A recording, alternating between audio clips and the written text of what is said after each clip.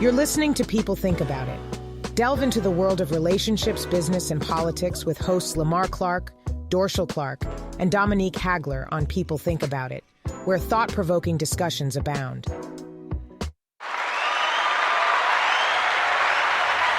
Hey, welcome to People Think About It. We want to thank you guys for coming and listening to us once again.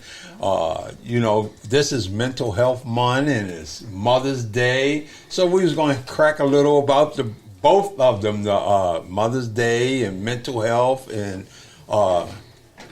just talk about the appreciation of a mother. You got a lot of single mothers out here. We got Miss Dominique here with her mama, and she says her mama is her hero. So and we got Miss Dorshell Clark, and we know her mama's her hero. So we're just going to touch a little bit on what your mama mean to you. So since your mama here, Donnie, let's start with you. Let's start with what your mama mean to you. I have to be selective with my words because she cry these days, so I'll be doing. Oh, she's emotional. Yeah. I don't know where that come from either. Yeah, I cried last Sunday. For real. It's a shame, though. All right, well, even if you want to cry, that's okay. We got some tissue over there. It's Mother's Days, and, we know that mothers, they battle a lot of things in the world today, single parents, raising children and stuff like that, and some of them still raising adult children, and some of them still raising adults. So let's just touch a little bit about what your mama mean to you. I don't even know if I can really sum it up in words. Like, I think when I look back at my mom, right? Like I'm a mother myself, so I feel like I appreciate and I understand, anything that she had to go through, right, being a single mother. Becoming a single mother, you do lose the luxury of the softness, right? The soft life. You do lose that. So you tend to be a little bit more, your kids become a little bit more self-sufficient, and, you're a little bit tougher because it's just y'all, Right. So when I look at it, it's a lot of sacrificing. It's a lot of late nights, early mornings, it's a lot of unplanned and emergencies, and, it's a lot with being a mom. And I think once I had my daughter, I realized, how being a parent can really be, and unfortunately I became a single mother myself. Fortunately, but unfortunately, let me say that way, I guess. It does teach you growth, right?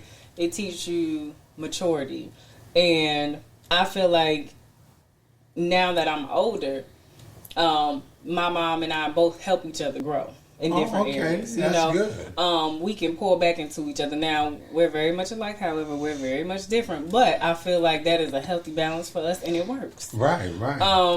If nobody knows me, she knows me. Right. I'm a snapping crab, and she's a little fishy fish. So it works for us. We have a healthy balance in our relationship, and I appreciate her. She is everything that I want to be plus more. Oh, so, that's nice. When I look at her, she's like a celebrity for me in my mind. I'm not the one to say too much. I'm not really expressive. I'm working on that. Y'all don't judge me, mama. But even when I go back when I was in like the second grade and my mom would come for career day, right? And I didn't really understand what her career was, and I'm like, she be at home, but that was her career, So she your shiro. Yeah, she's my shiro, and I've seen her grow and I've seen her flourish. I've seen the ups, the downs. I've seen the good days and the bad days, and it's like I can appreciate it all. And it's like, I don't know. I just be like, God, thank you. If I had to pick her again, I would. Well, let's touch on you, Miss Aurdery. Being that mother, that single mother, and raising a child on your own, and then having your own mother, and you can tell us a little bit about your experience of what your mother meant to you and what your child means to you as a mother.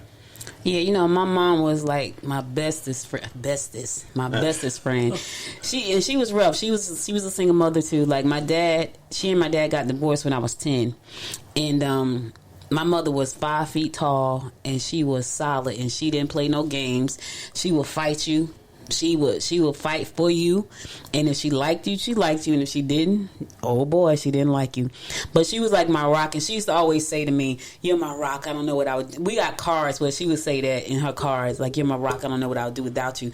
And I would say the same thing, like, "You're my rock. I don't know what I would do without you." Unfortunately, I had to learn how to do without her, and it has been a painful journey. However, I feel like every day I'm healing. And as for Dominique is funny. Dominique is so strong in her own ways. Right? She has made me not apologize for a lot of who I am, because she does not apologize for who she is. And I remember telling my brother, like, these kids don't apologize for who they are. They are who they are, and you're going to either accept them or you don't. We grew up in a day and age where you just don't do certain things, you don't say certain things, you don't act a certain way, you don't do a certain thing in public. They don't apologize. And I think for me, that has helped me grow.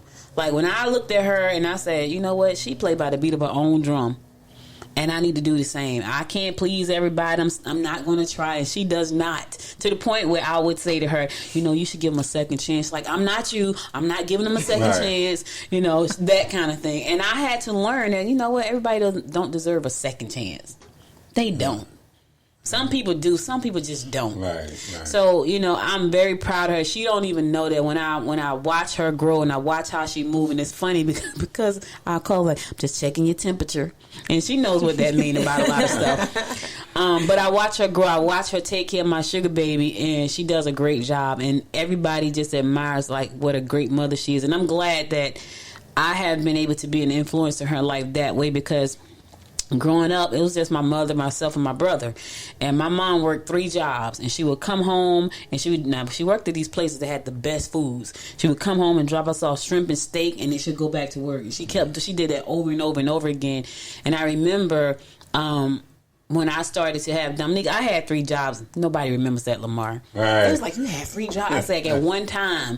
But nobody remembers that. I was working at the hospital, I was working at the eye doctor, and I was working at Prudential all at the same time. But I got that from my mother. And when I decided I didn't want to do that anymore, I was like, I'm never doing that again. Right. But I had to do what I had to do to raise my daughter at that time. And her dad and I stayed together until she was 6. And then we broke up. But then I realized, okay, this is my daughter. I need to make sure that she's good and everything that, in the best way I can. So for me, it was like, you got to get serious. And it was rough because the first 3 years of her life, I went through postpartum and did not know it. Right. I remember calling her dad. I remember calling the job and saying, I can't get the car started. He's like, well, did you put your foot on the brakes? And I was like, no. And I put my foot on the brakes and the car started. They're like, Gentry, is Audrey, she crying again? Because I cried all the time for the first 3 years about everything. I did not even know it was postpartum at the time. All I knew is that I was going through this thing. But by the end of 3 years old, I was like, you need to snap out of it, ma'am. So that kind of leads us into mental health. Sometimes you don't even know. Right. I had no clue. And then later on, I realized, heck, I was in postpartum. I didn't have a clue. But at 3 years old, by the time she turned 4, it was like, okay, this is your life. Pull it together, because you got to take care of this baby. Right. And I did that. And so, I've done the best I could. I think I did okay.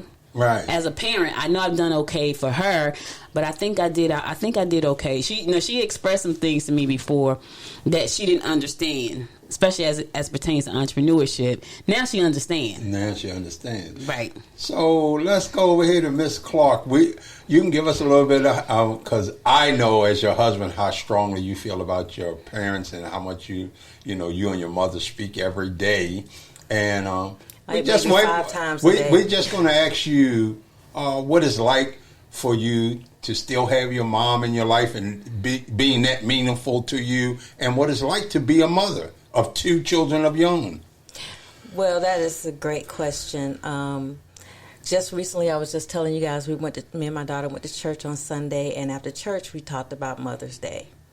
And I was expressing to my daughter how much I love my mom, and I got a little teary-eyed, and I was like, I'm sorry, Sierra, I've never cried in front of you, but my mom is very special to me. Mm-hmm. I said I try my best to make sure that she's proud of me. And one of the things she talked to me about that's more personal is that she didn't like my hairstyle I was rocking for like 3 years. She's like, I did not like it. I need for you to grow it back out. So if anybody sees me on YouTube, this is how it looks when it's growing out. And I'm doing it for my mom because she's so special to me because no matter what I do, I always think about what would my mom think. Like, am I doing what I know that's right? You know, am I doing something that would make her proud? And so my daughter was like, well, what about your dad? I was like, well, he's just like my boyfriend on the side because I love him too. But my mom is like so super special, and Lamar knows that because I will call her. Because they talk like 10 times a day. They talk like morning, evening, lunchtime, twice a day.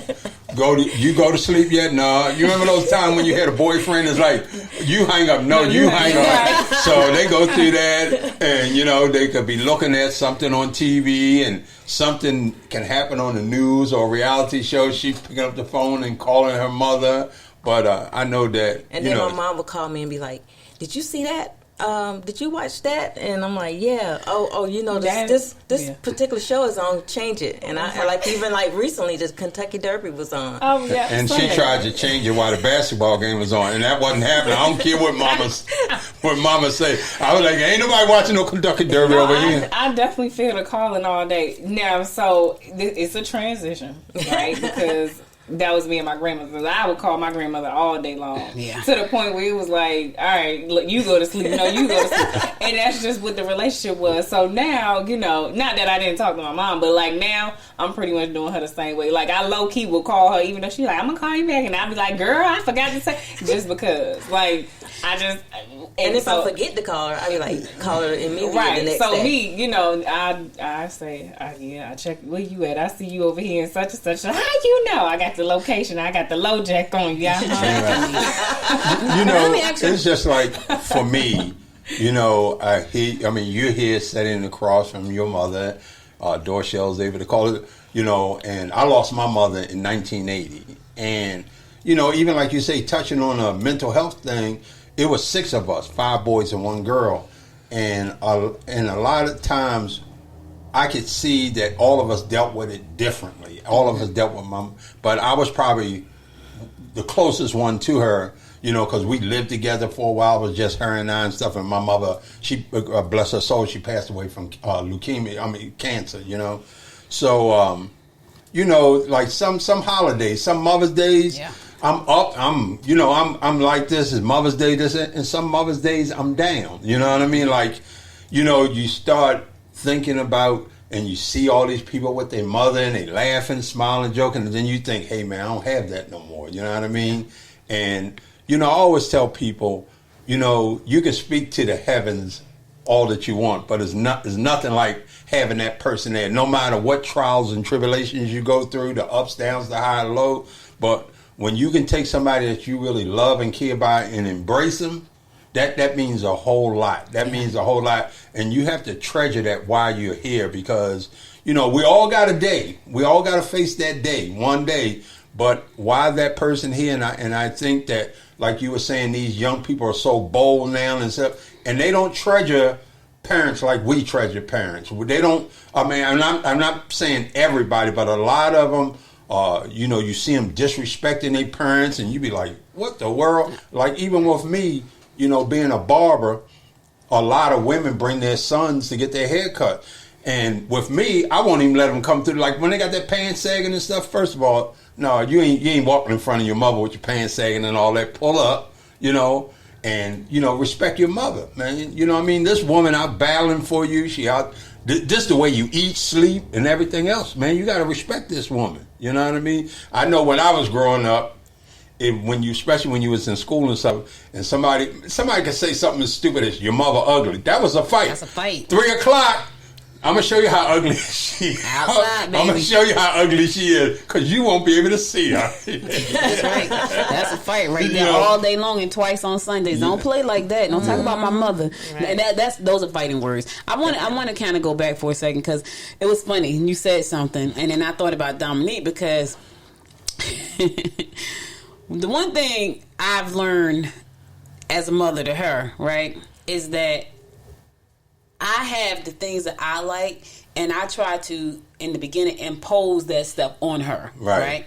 And I had to let her be her own person. So when you said... Cutting the hair? Yes. Mm-hmm. Because I was just trying to cut it this morning. I ain't even going to lie. Right, I was on my way. So I was like, don't cut your hair. So when I in my mind, I'm thinking she's going to cut it anyway. So as a grown woman, and you like to wear your hair the way you like to wear your hair, does it not make you feel some kind of way that your mom wants you to grow your hair out? Because you're grown now. Well, I know Dominique gonna cut hers eventually. You know, the maintenance of it was very expensive to do what I was doing. But the cut, I liked the cut. So even Mother's Day, when I was picked up, when Sierra came to the house, I said, this is how it's going to look at church. And we walked into church, and the lady was like, I love your haircut. And I was like, okay. And Sierra looked at me like, see, you fine. Even though it's not what it was. Like, but is that what you want? Because I know she's going to eventually cut it because she always, every time I say don't cut it, she cut it anyway. Well, right? And I'm okay with that. Like, I made peace. Like, it's her hair. My hair. Yeah, exactly. I am not this because I feel like my mom was the type of person where she let me be who I was, and she accepted that wholeheartedly.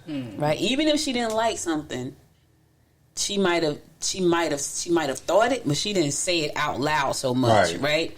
Because, and I try to be the same way. However, I will say, like, don't cut your hair. Like I said this morning, don't cut your hair. But I know she's gonna cut it when she get ready anyway, and I'm okay with that. I feel like when you say I want my mom to be proud, do you not think she would be proud if you didn't grow your hair out? Well, I think that she would love me either way, but I feel like to make her happy, and I can. You know, because some people can't do it. Some people can't grow their hair out. Some people can't. And if I can, and that makes her happy, like if I go to her house, she's like, I love it. And then I would say, like, the salon bill is. I would say the salon bill is.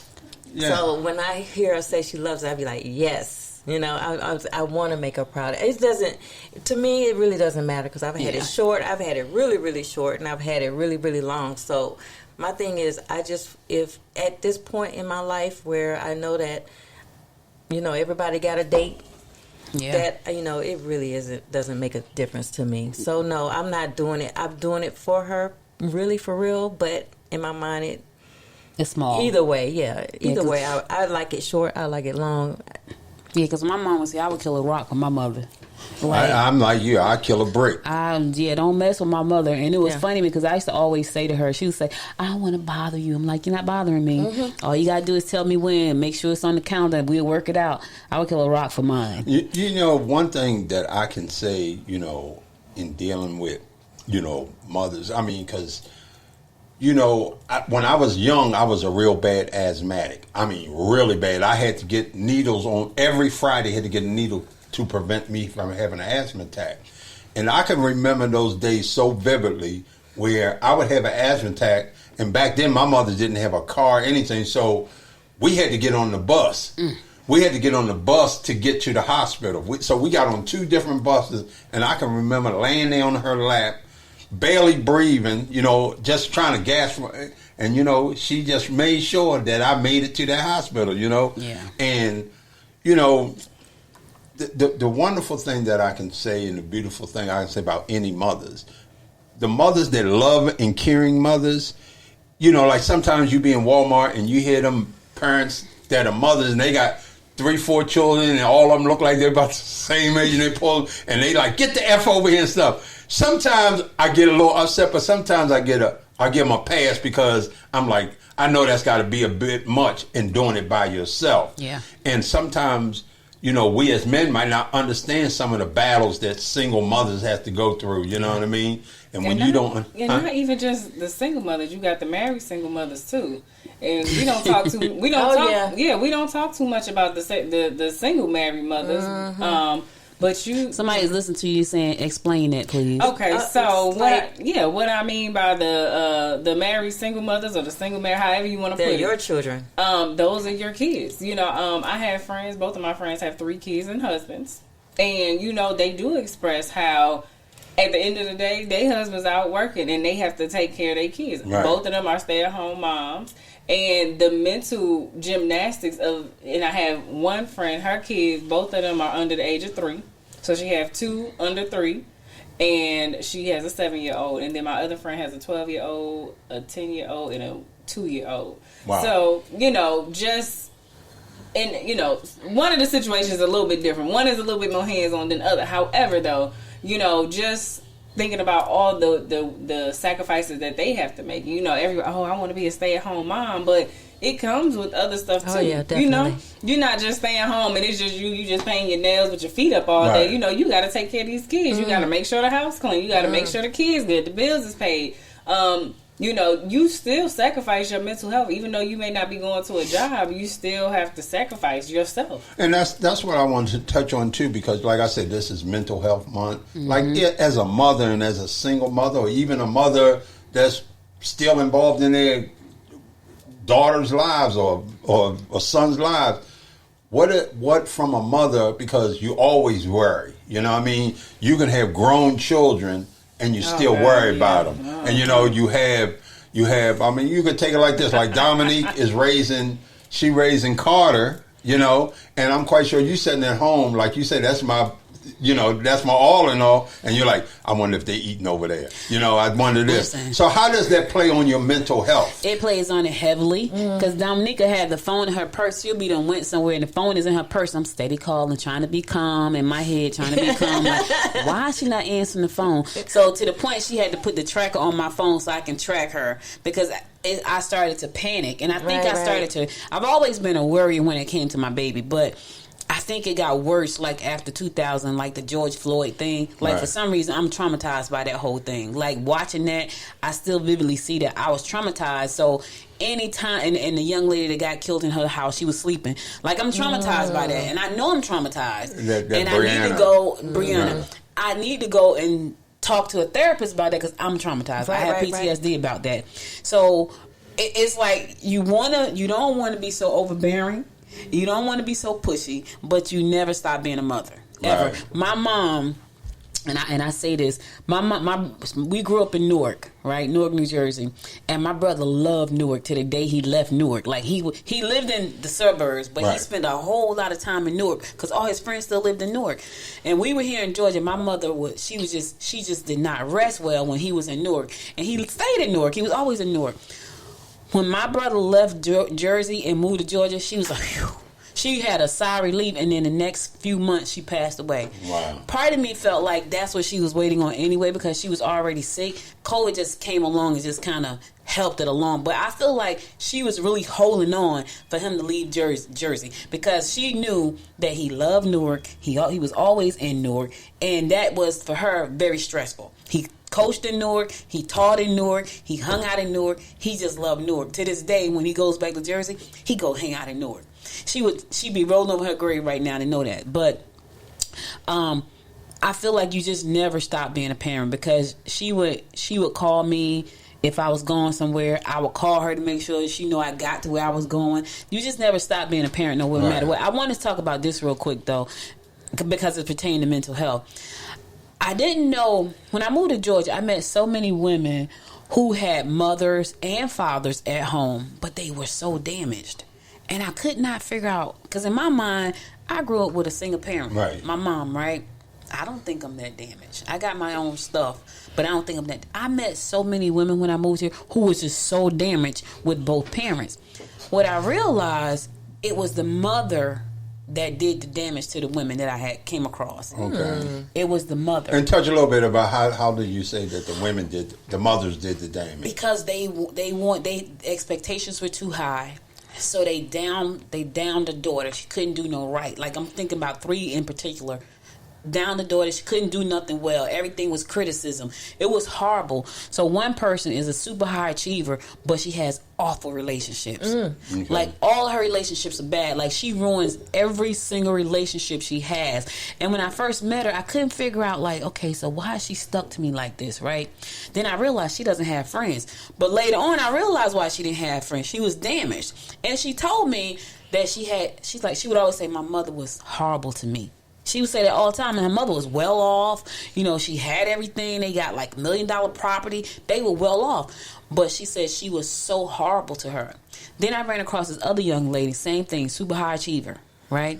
She said her mother was so mean to her till she contemplated killing her and the dad. Wow. And I said to her, what? And she's the only child. She said, my mother hated me. And I could not figure out why she hated me. And she said, I left my mother's house and I've never gone back. She said, we're in a good place now, but it took 35, 40 years for us to get to that place. She said, I contemplated, how can I kill them and get away with it? You know, and I said, what? Well, but I've heard those stories like over and over where it was 2-parent homes. And the moms was so horrible. The expectations were too high. They was always criticizing, you know. And it's one thing to be a critical mother. There's another thing to want your child to be, you know, to succeed, right? But I think that, and I'll let you speak. I think that, like, because I've had friends like that as well. And sometimes what it is, they want their child to live what they could not achieve. And they put that burden on their child. And now you got that burden on your child because you want them to live a life that you couldn't live. And then the other thing that people would tell me, like, a lot of women would be vicious to their children, whether it was male or female, because they felt like you destroyed my body. You know, like, they gain weight and go through the postpartum. They, you know, whether you had a C-section and all this. So you know, I have a friend of mine that she's like that. Like, her mother, like, will tell her, you destroyed my body. You know, and I'm like, what? You know what I mean? So when we talk about mental health, it's on both sides, you know what I mean? Because it destroys the mother and it destroys the child because you're blaming a child for something they had no choice to do with. You know what? And what was you going to say, Dorshell? When I had my first baby, Drexton, who's now 30 years old, my parents were in Baltimore because my dad's job transferred him to Baltimore. And I had postpartum. So, and that was before you could take a picture and send it on your phone. And so my mom and my parents were always like, how does he look? You know, and I was trying to describe him, and I just got postpartum, and I would cry, and then this baby is crying, and you breastfeeding, and he's crying, and he's talking. He's yabby, yabby, yabby, yabby, yabby all night. I mean, it was crazy. And when they would call, he would be like, is that talking? Like, I'm like, this dude is talking too much, and I can't go to sleep. And I need you guys. I need you. So I did have postpartums when I was pregnant with Drexton, and I think with them not being in town and your mom not there to help you get through those rough times, it was really, really hard. So I appreciate my mom. I love her to death. I think we're kind of much alike, but a lot different as well. You know, it's just like with me being a father, and I have 2 daughters, and both of them are mothers now, right? My oldest daughter, my grandson is 23, and then my youngest daughter, she just had a new little grandbaby we welcomed to her name is Malia. So they named her Malia.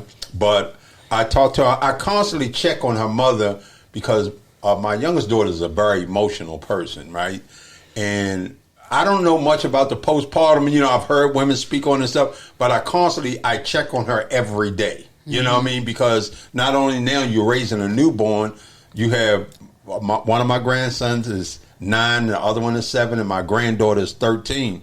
Now, the granddaughter thinks it's her baby, so, you know how they think it's a toy. It's not a toy. You know, but right now, you know, I just know how important it is to check on her every day because so many people get tied up into the new baby, and then the other children feel like they get neglected and stuff like that. And, you know, like I spoke with her yesterday, and she was like, you know, because she had to have a C-section, so she was like, I'm really sore. And this and that. I said, well, so are you taking anything? You know, she was like, they gave me some morphine and they gave me some ibuprofen. I said, do the ibuprofen. Don't get. I said, because we ain't trying to have no drug addict in the family. You know what I mean? But I know, even as a father, how important that is, that when you're going through that mental health thing as a mother, you need a support system. You know what I mean? And a lot of times you don't even know you're going through it. You don't know what's happening. You just know you're going through something. But it's only been in the recent few years that people have started to really talk about mental health and all that. Because I didn't know. Like it was like later on, like, wow, I think that was me. You know, and it's a lot that goes along with that. But now the help is there. You, even if you feel like you need to talk to somebody, call BetterHelp.com. They didn't pay us for that, but they should. The mothers, you saying? BetterHelp. Anybody who needs to talk to somebody. You don't have to leave your house and go to a therapist anymore. You can just jump online and talk to somebody. And it's very important.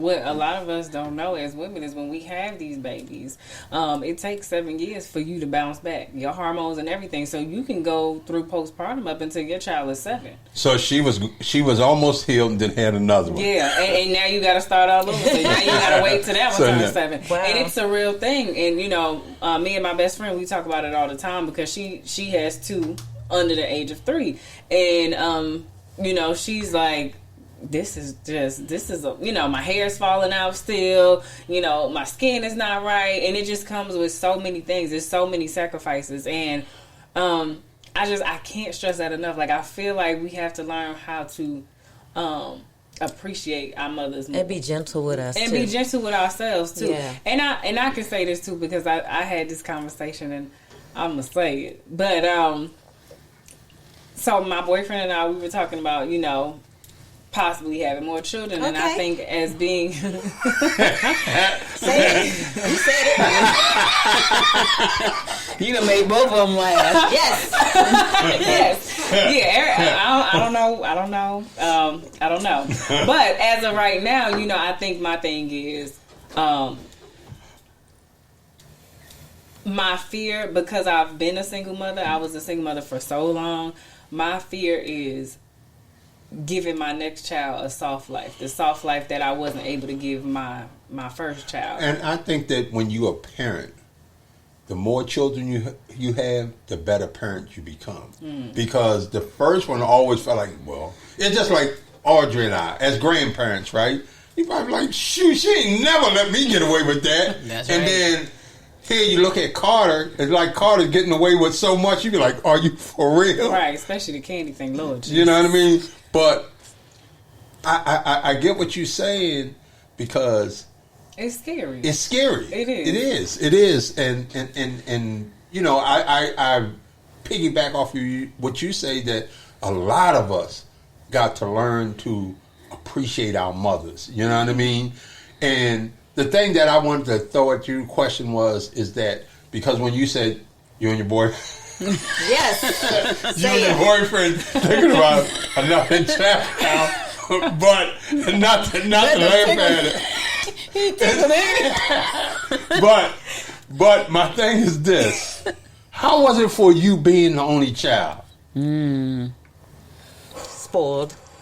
Not by me though. I mean, did you ever want another sibling For sure. or whatever? But how For did sure. that play on you to be a single, just the only one? So being with the only ones comes with its pros and cons, honestly. Now, the pro is I get what I want. You know, I get what I want. It's just me. I whatever. I do what I want. I get what I want. It's great. However, though, as I started to grow up, you know, it was one of those things where it was like, now I have siblings. I have a little sister, and I have a little brother, and I have a stepsister. But the relationships are not close enough for me to, you know, truly identify and say, oh, I can call this one, I can call that one, and we can hang out. I don't have that. So, you know, I think it would have been cool to have another sibling that, you know, now I can lean on you. Because I don't, you know, Right. I think about it all the time, and it's like, not that I want to think bad, but I'm like, when the time comes, it's just me. You know, like, I don't got nobody to lean on. I don't have anyone I could be like, you know. Right. I mean, I understand it, because, like, like I said, it was 6 of us, and we lost one of my brothers, right? And in doing that, it made me have an aha moment, meaning that there's things that your siblings know about you that your parents don't even know. Yeah. You know what I mean? Yep. And you share with them, and I'm like, wow, that probably affected me more than my mother passing away, because it's kind of like as a child and what you get fed, like, hey, one day you're going to have to bury your parents, right? But nobody never said you're going to have to bury your sibling. Yeah. You know what I mean? Mm-hmm. And then you start realizing, man, these people know more about me. Your sibling know. Y'all done done some stuff. Your parents, y'all agreed to do some stuff that we going to get away with this. Right. As long as you don't say nothing else, we going to get away with it. But then throwing it back to you, Audrey, how was it did you desire to have any more children, or what was it like just, she's dead, that's it? No, it wasn't like that, actually. I think that's probably my biggest regret as a parent, not having another child. Oh, okay. And so what happened was my mom was one of 8, and they all had different fathers. So it was the 2 oldest ones had the same father. The 4 middle ones each had 4 different dads. Oh, great. And then the last 2 had the same. The baby 2 had the same father. So I grew up listening to my mother saying I wasn't having all them kids with all them different last names. She said that all the time. I wasn't having all them kids with them different last names. She said that all the time. So in my head, I'm like, I ain't having no more kids. It's not gonna be a Hagler. Right. So when her dad and I broke up. And I'm like, yeah, I'm probably done. That's probably it for me. But when I met my husband, I said to him, do you want more children? He had 1 daughter, too. And he was like, no, I'm good. And I was like, oh, okay. Most men probably will say that. He said it. He said, no, I'm good. But here's the thing. Later on, he regretted that. He was like, we should have had one. But by that time, when I met him, Dominique was 9. His daughter was 10. And it was like, they 9 and 10 years old. I don't want more. And by the time they got married, we was 12 and 13. 12 and 13. Yeah, like, that ain't no. That's it. There ain't no baby. Hey, that's your new brother and sister. Right. So, but I regret that because I had my brother, and I still have my brother. Thank God. So I can pick up the phone and call him. So when I can't lean on my mom or my husband, my brother, I can lean on him. You know, I can lean on Dominique. So I always said, man, I wish I had somebody so she can lean on. So I called my nephew and I was like, I need you to make me a promise. I said, you need to promise me if something happened to me, you always there for Dominique and Sugar Baby. He was like, without a doubt. Right. So that's not her brother, but I believe that he'll be there for her without a doubt, like a brother. Mm-hmm. And I love him to life. He's my favorite nephew. And I believe what he said when he say that. You know, she just got to pin him down for a second. Yeah. So Miss, but it works. It works. Miss Clark, let's ask you this question because I see that you and your daughter have built a stronger bond since she has gotten older. Mm-hmm. What do that contribute to? Well, it's so funny because she remembers when she was in a crib, and we talk about this little memory all the time. It's like, you know how you sleep, but you're not sleep, but you got to go take care of the baby because it's crying. So one day I was running into the bed in her bedroom to pick her up from the crib, and I broke one of my nails, and she remembers that to today. Wow! Like she remembered me going, oh. Right. You know, the words. Mm-hmm. And the nail broke. And I was like, I was screaming. And she's like, I will never forget that. So with us being closer, I think I give her a little bit more grace than maybe my mom would have given me when I was young. So a lot of things that she does, I try to put some boundaries to it. Like, you know what, think about this before you do this. Or she'll have, there's sometimes our conversations are TMI conversations. Like, I don't need to know every single detail. Nope. You got to hear it. You got to hear it. I mean, because I feel like if I'm not having these conversations with you, who am I having them with? Right. And, you got to you got to tread lightly when you have these friends, especially in today's world. A lot of these people are not your friends. They come in to dim your light and do all these other things to you. So my thing is, it probably is TMI. However, though, you're going to have to sit through it. And it's okay. And me and my mama also at that point, I took her to Tampa for her birthday. And she's like, oh, my God. You went to that, and I'm like, hey, it is what it is. I be cringy sometimes, but you know what?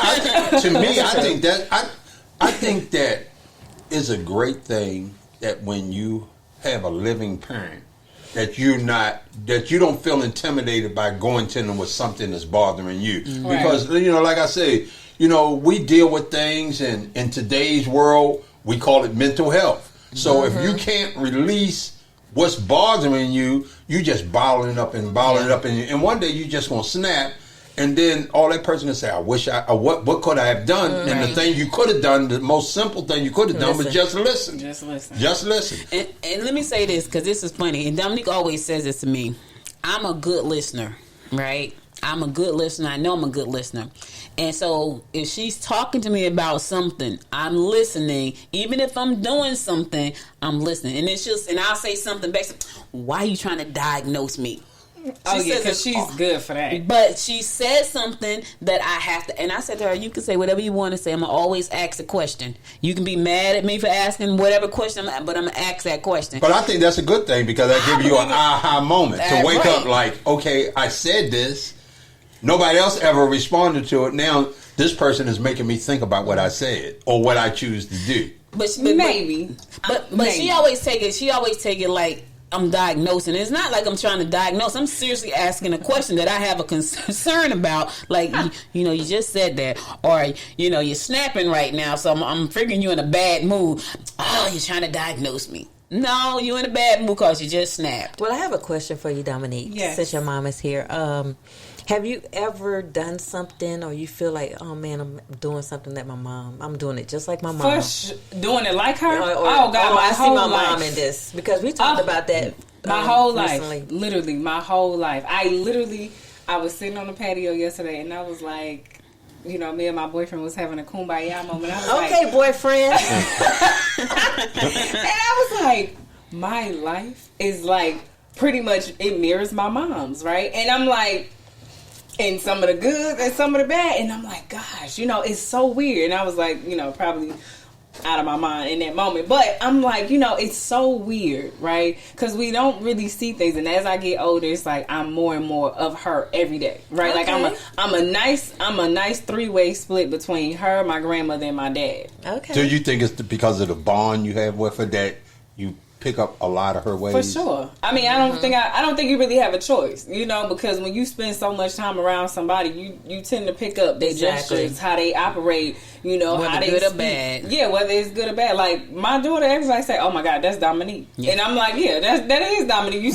We do know that because of the way you dress her like you, she talk like you, she just everything Dominique. She is Dominique, and so and she has a great personality. She does. You know what I mean? I think the flip side to that too is like we do take on part of our parents' persona, but as a parent, you want to try to be the best version of yourself because that they will take on part of your persona, and they may not be saying anything. It may not even have occurred to them right now, but later on in life, it comes across like, I did that. I said that, right? Because they're watching, they're not paying any attention. Exactly. Right now, subconsciously they are, and they're listening, and they're listening. That's why I was talking about the young lady who I was talking to, and she was telling me how when she say this, it makes me cringe. My mother was awful to me. She said that so many times, and I'm looking at her. But then when I got to know her, she is an awful person.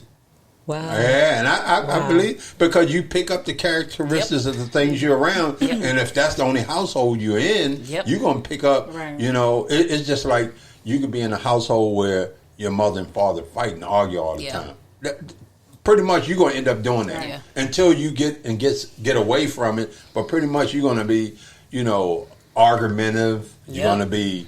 Judgmental, on the edge, critical, and all that. Yeah. All these. Me and Dominique have this conversation all the time. We see parents, and they don't have a good relationship with their kids. We always say, "Ooh, what kind of parent were they?" Right. Because I can definitely say, so my daughter's father, I sat down, his brothers would come over and everything, and they actually sat down and had a moment where they was expressing how if something happened to their mother, they was going to put her in the nursing home. And in my mind, I'm like, wow, it's 3 of y'all. Right. Okay, so that means you had 3 chances to get it right. And I had to sit her down for a second because I was like, when I had my daughter, and I'm never disrespectful, but I will not tolerate disrespect from I understand the elders and I respect that. However, though, I'm not going to allow you to be disrespectful. And she said some things to me, some choice words in regards to Carter, and I said, well, here's the thing. I've heard how your kids speak about you. And you had 3 chances to get it right. So I don't think you have no place on telling me how to be a mother because you have yet to be one. So she met the uncut Dominique. Oh, very much so. Very much so. The tongue is very full of razors. But, I say that to say that, you do have to be mindful how you treat your children because one day you going to get up out of here. Wow. And when it comes down to, hey, am I putting you in a nursing home? Am I going to sit here, shove you in the back room and beat you? Or I ain't going to change you for that. Those things are important, and it all depends on how you're loving on your kids. And I get it. I understand a lot of black women, specifically, we are single mothers, but that doesn't mean that you treat your child bad or, you don't love on them and you don't find ways to pour into them. And I think with myself, being a single mother, I know I was kind of rough on my child, but my child is rough. But you know what? And you saying that too, I've seen women that have mistreated their children because they didn't like the father. Oh, for or sure. because you look just like your father. Yes. And they mistreat him, and you're mistreating a child that had no choice in the matter. Yeah. And sometimes it make them love the baby more. You look just like your daddy. Yeah. So cute. But that's if they got an okay relationship with the daddy. I remember my oldest cousin, on my mother's side, like she's the oldest, like my mother's oldest brother, this is his daughter. And her mother, birthday is February 21st. Mine is February 20th. But her mom was so mean to her, right? And we used to and she's a March Pisces. Okay. And so I'm a February Pisces, and mom was a February Pisces. Now, the funny thing is, her mom and I got along pretty well. She and her mom got along awful. Right. And we used to always say, we ain't gonna never be like your mother, because your mother is horrible, right? But when I look back over the years at my cousin, and I look at all the things that she's gone through, and she's the sweetest person ever. To this day, she's the absolute sweetest person. But I think what I realized about her mom was that to her mother, she looked weak. Right. And so her mother had this tough exterior. Now, her mother grew up on the side of Albany, Georgia, where they had the money and all that kind of stuff. My uncle grew up downtown in Harlem. Right. And she got pregnant when he was about to go off to play basketball on a scholarship. She gets pregnant. Right. So I feel like, and then she would say to my cousin, you're just like your father's side of the family. And I was like, what's wrong with our side of the family? You know what? She thought he was NBA, not Brooke anymore. But he didn't go anywhere. He didn't go because in his mind, he felt like, I got to get married to you because now you're going to have this baby. So he didn't go. But she took that out on my cousin. And my cousin is real mild-mannered. She's real easygoing. She kind of let people run all over her. And I used to be like, we're never going to be like your mother. Now, she's 6 years older than me. Right. And I was like, we're never going to be like your mother. Your mother is really mean. But I look back over there and I say to myself, her mother looked at her as being weak because she's so super nice. And that's an unattractive trait to a strong woman like her mother was. Because nobody was running over her. Not a person. She just wouldn't. So when I think about all the things that a mother can be, we are a very complicated person, right? But it all stems from how we're raised, the environment that we're raised in. Because it doesn't matter. I look at her. She had both her parents, right? And you would think her life would have been straight like this. Right. She went way off to the left. I'm talking about all the way to the left. And then it was my brother and I with a single mother, and I think we turned out okay. We didn't go to the left. We stayed to the right, And when we were younger, we used to look at them like, man, they got everything. We living over here in the hood. They living on this side in the suburbs. But we didn't want for nothing, and I think we turned out okay. So it's your mother who kind of shapes you, right, but it also can be your mom who can destroy you. Right. Because I know, like, when I first met Dorshell, we went to a basketball game, right? And it was a grandmother and her son. It was one of those games where, where they go to these rec centers and these youth centers and give away tickets to these kids and come experience it.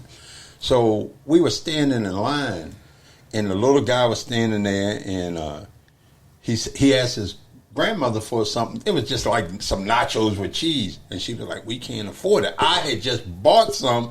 The guy literally just handed it to me. I said, here, and I gave them to him.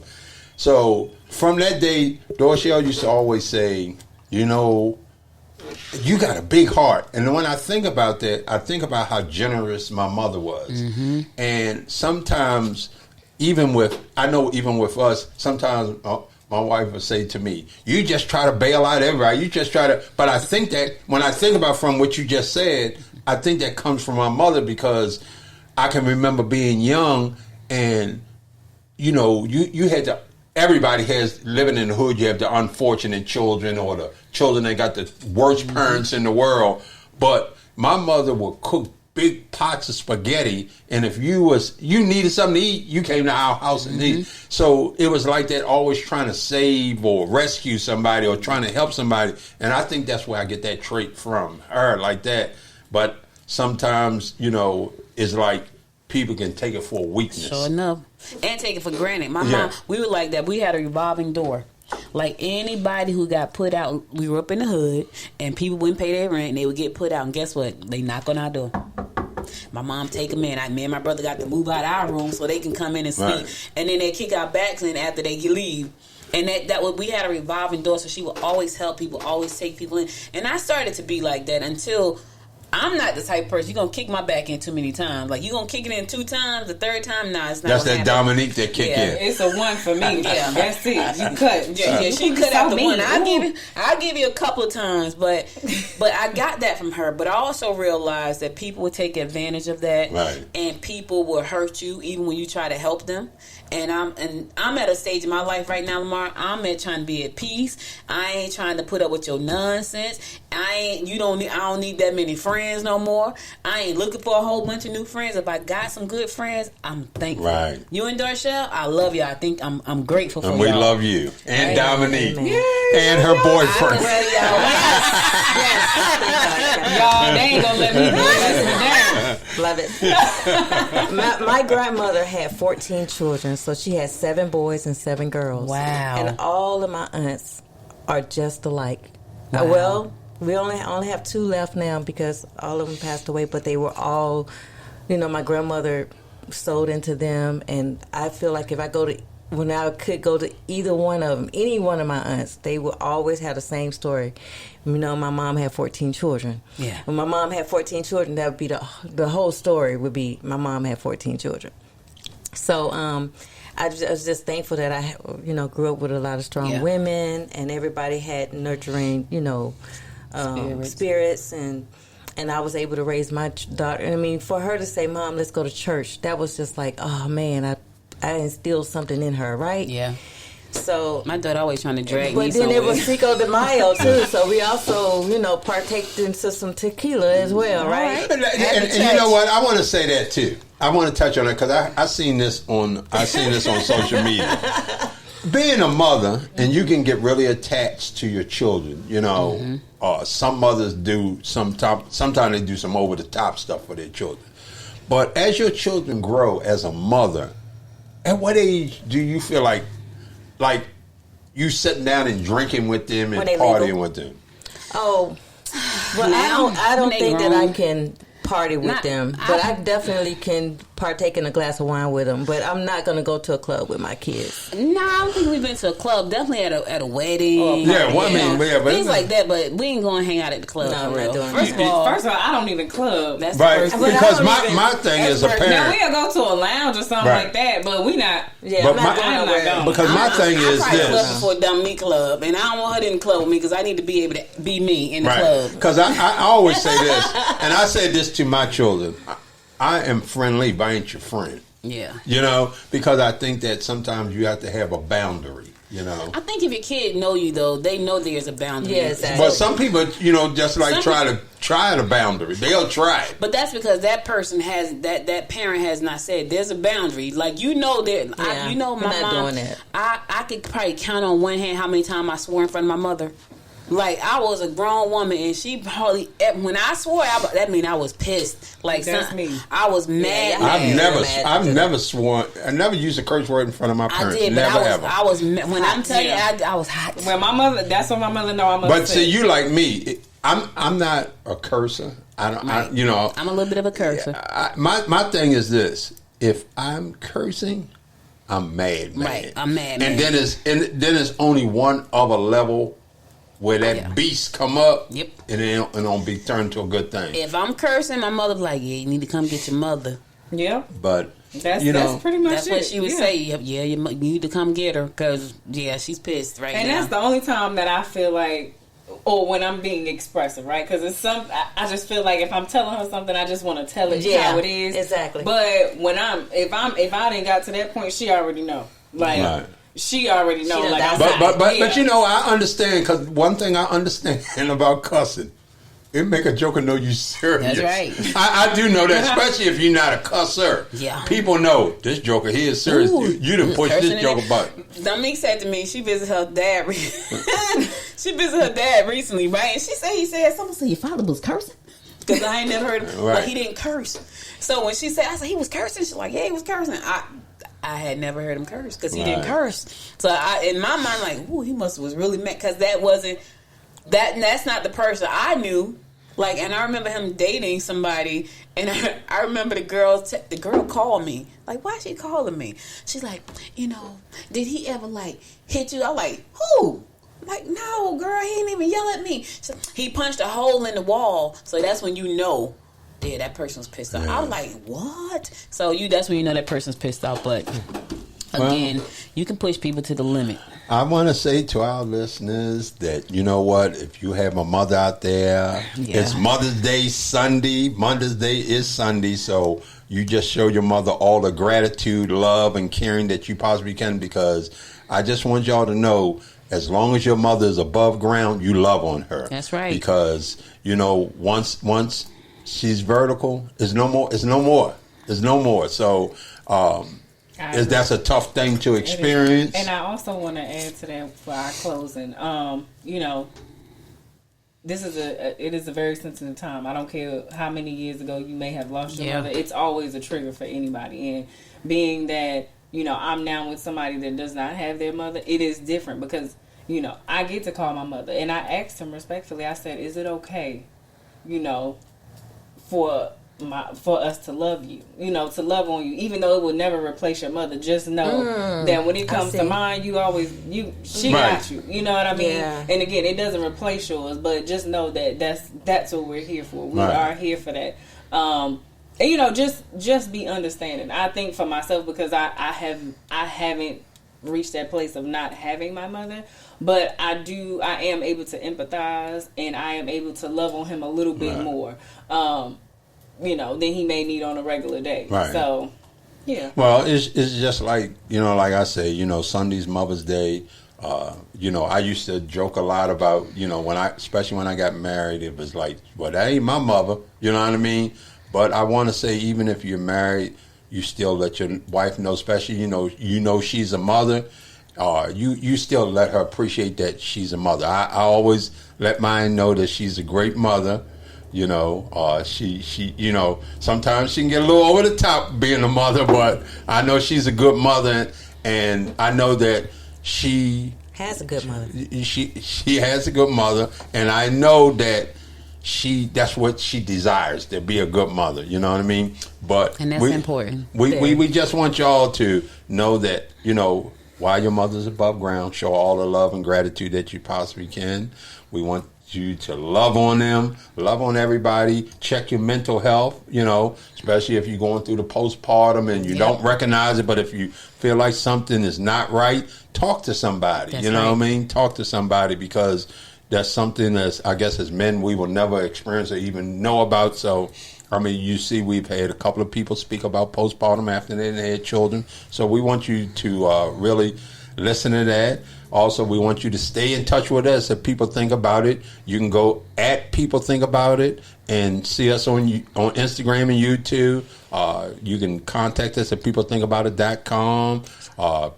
Try to become a guest on here. We welcome you as a guest. Go to peoplethinkaboutit.com and fill out the guest sheet and become a guest on People Think About It. We are a non-judgmental podcast and transparent, and we just want you to think. So we want to thank y'all for listening to People Think About It.